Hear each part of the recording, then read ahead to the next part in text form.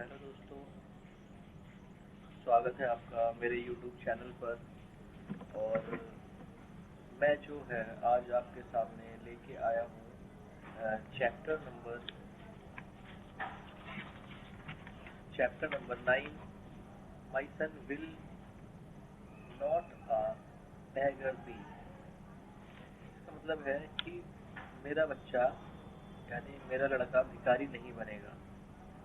तो दोस्तों, कहानी बहुत ही ज़्यादा इंटरेस्टिंग है और इंटरेस्टिंग के साथ में बहुत दुखदाई कहानी भी है कि जो लेखक हैं मेहता, उन्होंने बहुत ही ज़्यादा जो है वेद मेहता मतलब अपनी कहानी मतलब बहुत ज़्यादा दर्द भरी कहानी है।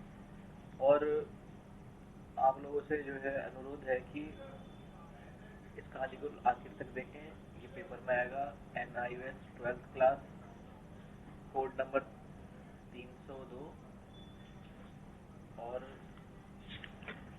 इसमें से क्वेश्चन आंसर भी आएंगे। तो मैं आपको ये कहानी जो है हिंदी में सुना देता हूँ, ठीक है, ताकि आप वहाँ पर इंग्लिश में पेपरों में लिखे हैं। 22 तारीख को इंग्लिश का पेपर है, 22 अप्रैल सन 2004, ठीक है। तो मतलब ये कि कुछ ही दिन बचे हैं।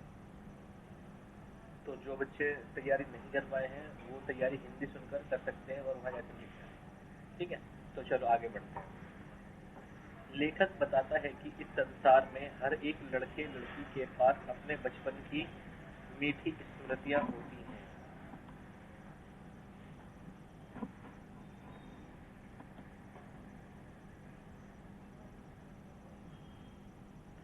बच्चा अपने माता पिता के नौकरों को जानता और पहचानता। उससे तितलियों के, पक्षियों के, रंगों के भी स्मृतियां, परंतु लेखक के मामले में ये वस्तुएं उसके लिए नहीं थीं, क्योंकि जब वह 3.5 साल का था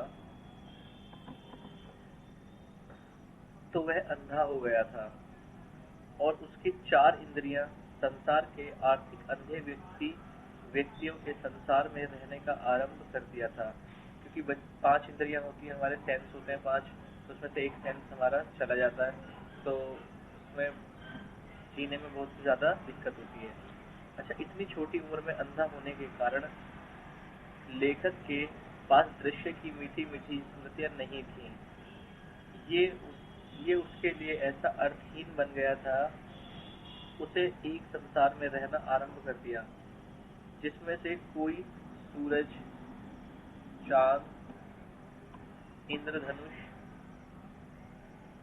छिपना, पूर्ण चंद्र जो पूरा चांद होता है उसे नहीं उसे सूर्य की धूप को अपनी खाल पर अनुभव किया, गिरती वर्षा को गर्म सुबह, घास की सुगंध को सूंघा। इस प्रकार उसने बिना हिचकिचाहट से अपना रास्ता बनाया। तो अंधे लोग जो होते हैं वो इसी तरीके से, क्योंकि उनके पास आंखें तो होती नहीं बेचारों के पास, तो उन्होंने सूरज, इंद्रधनुष और सूरज को तो मतलब एक महसूस करना जो होता है, सूरज की धूप को महसूस करा। तो चलते हैं आगे। यादगारों के इस रूप पर निर्भर के लिए लेखक के पास कुछ नहीं था। वह गुजरात से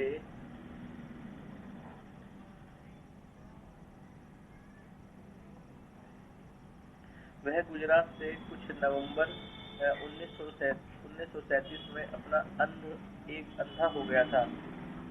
जब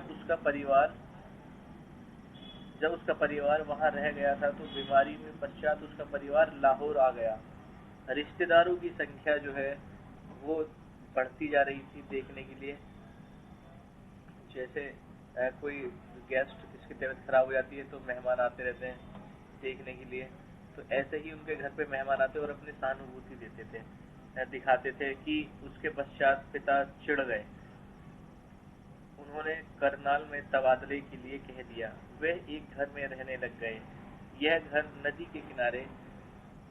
घर जो था नदी के किनारे था और उनके जो फिर वहाँ पर कोई उनके रिश्तेदार उनसे मिलने नहीं आ पाते थे। वहाँ बहुत शांति थी, है ना। तो वहाँ पर आरंभ में